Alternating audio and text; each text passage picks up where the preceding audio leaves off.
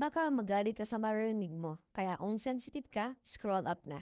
Bakit nga meron pa rin mga taong wala konsepto ng respeto? Yung mga naniniwalang dapat rumispeto pa rin ang anak sa mga bastos na magulang. Una sa lahat, sinong nasa tamang pag-iisip na papayag na i-tolerate ang toxic sa buhay nila? So, matitiis ka sa toxic environment dahil tadugo mo? Ang malawa, hindi lahat ng magulang ay maayos ang ugali. Merong sadyang hindi nag-mature at kinain ng mga past traumas kaya nadadamay ang anak nila. Pangatlo, ganun na ba overrated ang unconditional love na ang anak para dapat na mag-adjust sa lahat dahil utang na loob niya sa magulang niya, ang buhay niya, ang konsepto noon ang magulang ang epitome na unconditional love, di ba? Na kahit magkamali, madapa, mapariwara pa, ay mamahalin ka ng magulang mo. Sa madaling sabi, walang pinipiling season kung kailan ka mamahalin. So hindi na pala ganon, anak pa lang dapat may unconditional love o dapat na mag-adjust sa galit at quote na magulang. Simply because putang na loob niya ang buhay niya, iba na pala ang meta. So bakit